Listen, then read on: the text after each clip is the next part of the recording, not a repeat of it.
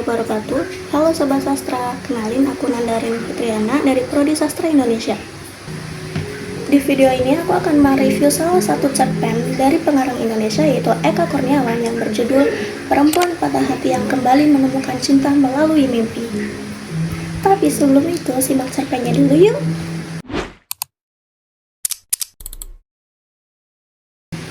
Perempuan Patah Hati yang Kembali Menemukan Cinta Melalui Mimpi, karya Eka Kurniawan. Maya tak pernah menceritakan kepada Sayuri bahwa ia ditinggalkan kekasihnya tepat di malam sebelum mereka menikah. Itu tak hanya membuatnya patah hati, tapi juga membuat keluarganya merasa malu. Terutama ketika keesokan harinya, tamu-tamu berdatangan, mereka tak sempat menjaga hal ini, dan harus menjelaskan bahwa pernikahan itu dibatalkan. Lebih menyakitkan, kekasihnya pergi meninggalkannya untuk seorang perempuan yang sangat ia kenal, sahabatnya sendiri. Ia baru menyadari belakangan hari, selama ia mempersiapkan pernikahan, kekasih dan sahabatnya telah jatuh cinta satu sama lain. Cinta mereka tumbuh dan terus berkembang. Hingga di malam pernikahannya, mereka memutuskan pergi hanya meninggalkan sepucuk surat pengakuan. Maya sempat mengiris pergelangan tangannya dengan pisau dapur, tapi seorang adiknya berhasil membawanya ke dokter dan mereka menyelamatkan hidupnya. Setelah itu, ia harus berada dalam pengawasan tanpa henti. Adiknya, kakaknya, sepupunya, ayahnya, ibunya, semua bergantian menjaganya di tepi tempat tidur. Mereka juga harus memastikannya untuk tidak terlambat meminum obat. Ia juga harus mengambil cuti dari pekerjaannya sebagai penjaga perpustakaan di universitas. Di waktu-waktu itulah, mimpi tersebut mulai datang.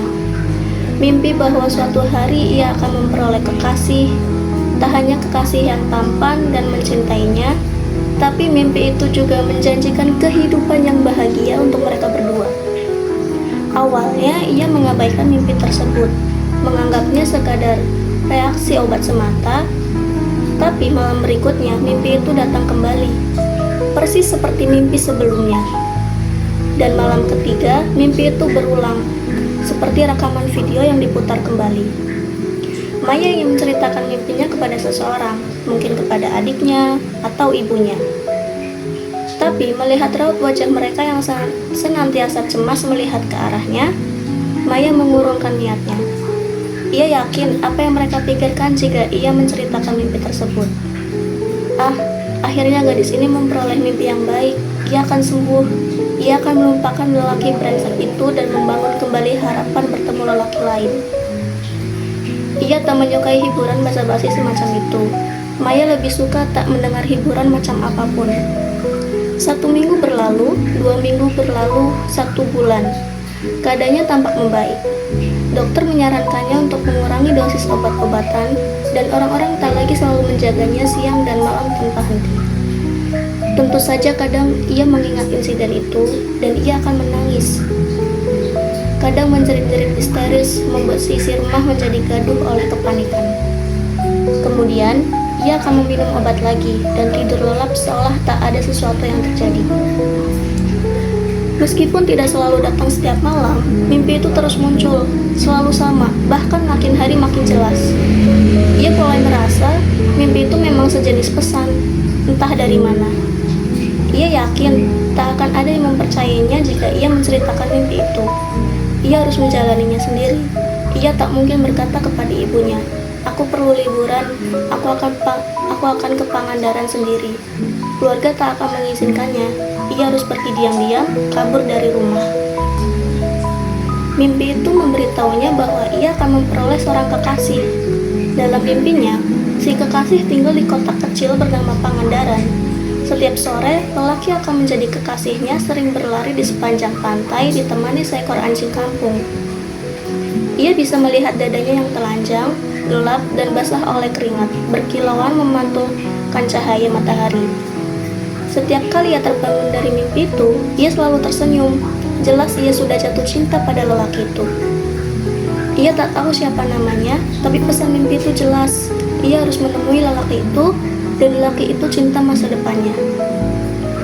Setelah mempelajari sejenak bagaimana cara pergi ke Pangandaran, Ia pernah mendengar nama kota itu, tapi tak terlalu yakin di mana tempatnya. Maya memantapkan hati untuk menemui lelaki di dalam mimpinya tersebut.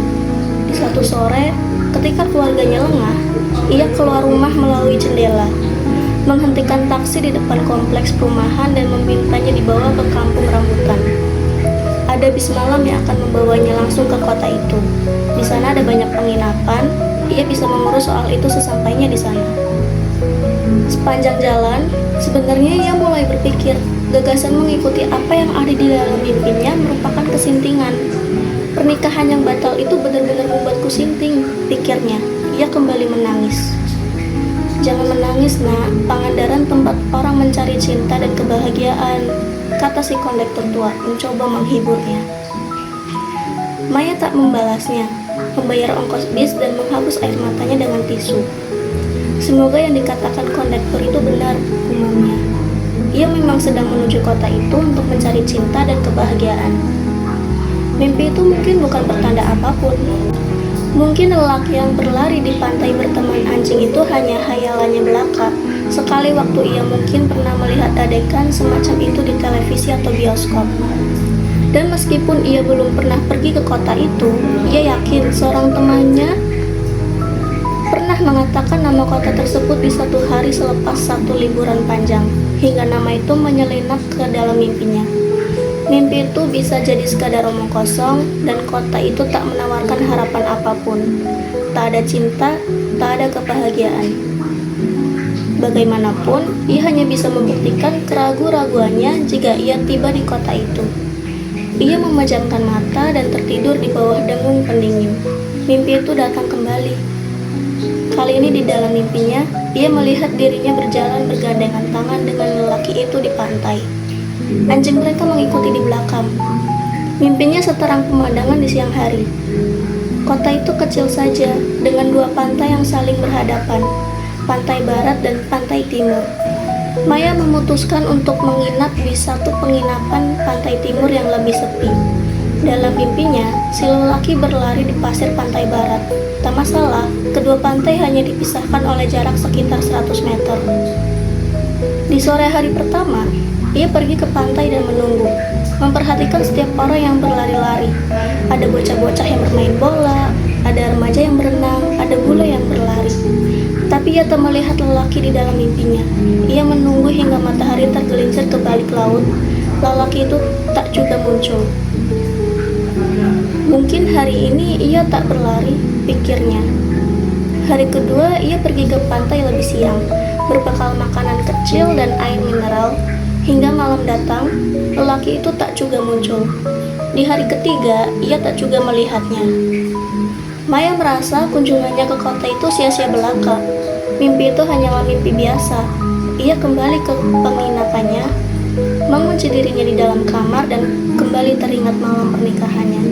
Ia menangis sendirian. Ia menggigit bibir, menahan diri agar tidak menangis. Tapi air mata deras mengucur. Ia mulai membayangkan orang-orang di rumah panik mencarinya. Mereka barangkali sudah melaporkan ketiadaan dirinya ke polisi. Sepanjang malam ia tak tidur. Ketika ia merasa lapar, ia memutuskan untuk keluar kamar. Ada satu toko serba ada tak jauh dari penginapan. Ia pergi ke sana membeli makanan ringan dan beberapa botol minuman. Tak tertahankan, ia kembali menangis di depan kasir. Ia merasa malu, tapi ia tak bisa menahan diri. Untunglah penjaga kasir berbuat baik kepadanya. Ia dipeluknya dan diajaknya bicara.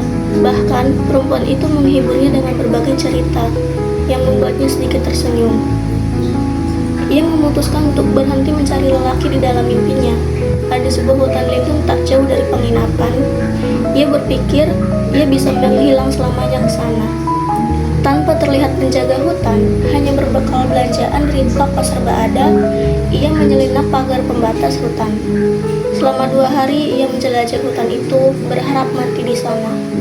Tapi jelas kematian susah diperoleh di dalam hutan. Ketika ia menyadari hal itu, Maya keluar dari hutan.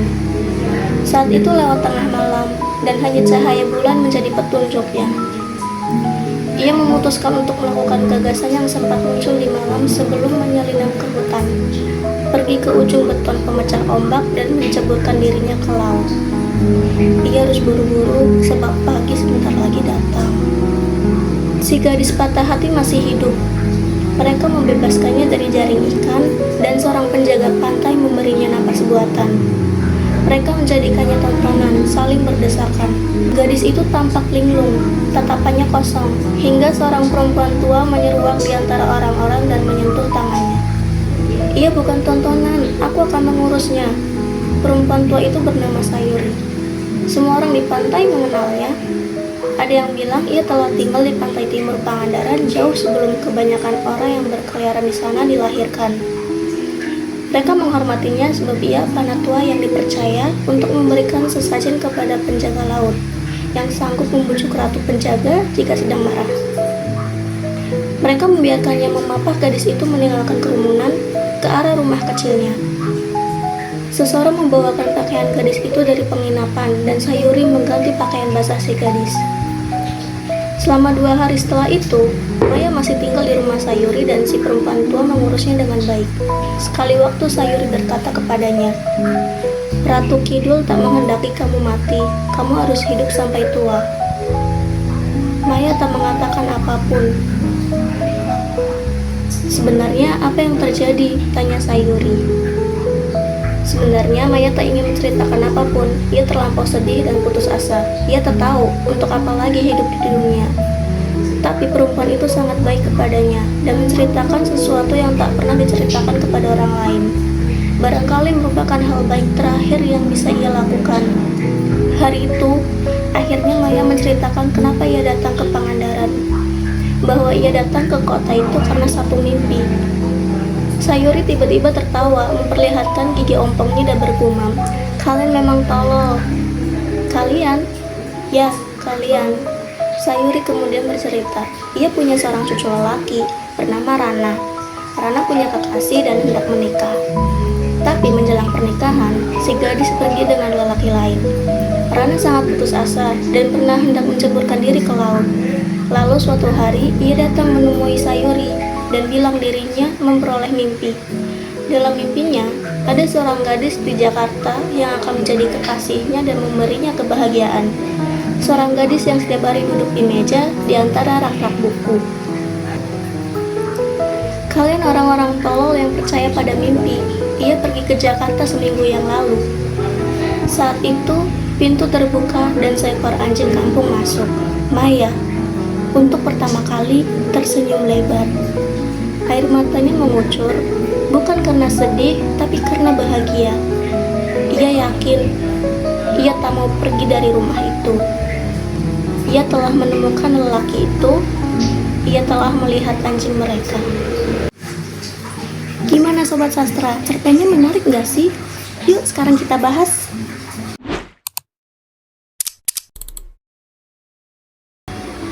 Cerpen Perempuan Patah Hati yang kembali menemukan cinta melalui mimpi karya Eka Kurniawan ini masuk ke dalam antologi dengan judul yang sama yang diterbitkan oleh Bentang Pustaka tahun 2015. Cerpen ini juga bisa kalian akses di website Ruang Sastra, medium.com, atau website manapun juga ada ya. Menurut aku, cerpen ini tuh melankolis, simbolik, dan sangat manusiawi. Tidak hanya menawarkan kisah cinta yang manis, tapi juga pengalaman batin seorang perempuan yang benar-benar hancur dan berusaha menemukan arah hidupnya setelah patah hati. Alasan yang buat aku tertarik membacanya, salah satunya karena judulnya. Judulnya itu panjang, tapi puitis. Dari aku baca judulnya, itu langsung muncul pertanyaan, memangnya bisa ya menemukan cinta lewat mimpi? Nah, judul yang seperti ini tuh justru memancing rasa ingin tahu, rasa penasaran, bagaimana sih menemukan cinta tapi lewat mimpi. Jadi pembaca tuh bisa tertarik untuk membacanya. Kalau dilihat dari segi kelebihannya, menurut aku, yang pertama, cerpen ini menggambarkan tema patah hati dan harapan lewat mimpi yang dikemas secara emosional dan menyentuh. Konflik internal Maya antara luka, mimpi, dan keinginan untuk move on, keinginan untuk melupakan, disajikan dengan peka dan menggugah. Jadi, pembaca bisa ikut merasakan kesedihan, pengharapan, dan kekecewaan tokohnya. Yang kedua, bahasa dan suasananya melankolis tapi realistis. Imajinasi mimpi dikontraskan dengan kerasnya realitas, keputusan Maya mengejar mimpi bukan dikisahkan sebagai aksi heroik romantis ala dongeng-dongeng, melainkan sebagai langkah desperat seorang perempuan patah hati. Pendekatan ini terasa lebih dewasa dan jujur. Dan yang ketiga, cerpen ini menggambarkan kompleksitas perasaan, patah hati, harapan, keraguan, dan kekecewaan. Bukan hanya cinta ideal, dengan demikian cerita ini terasa dekat dengan realitas banyak orang yang pernah kecewa atau berharap lebih dari masa lalu. Sementara dari segi kekurangannya, pada bagian akhir cerita ini terasa ambigu atau menggantung. Bagi pembaca yang berharap resolusi jelas atau penutup bahagia, hal ini bisa terasa mengecewakan. Konflik batin Maya dibiarkan tetap mengambang tanpa jawaban yang pasti, yang mungkin membuat sebagian pembaca merasa kurang memuaskan. Cerpen ini relevan dengan kehidupan nyata karena banyak orang pernah patah hati dan mencari pertolongan dalam bentuk apapun, baik itu lewat mimpi, harapan, perjalanan, atau pelarian. Cerpen ini terasa dekat karena menggambarkan kerentanan manusia yang sangat umum. Nah, itu dia Sobat Sastra, review dari cerpen perempuan patah hati yang kembali menemukan cinta melalui mimpi. Gimana? Seru kan cerpennya? Jangan lupa baca ya. Sampai jumpa. Dadah.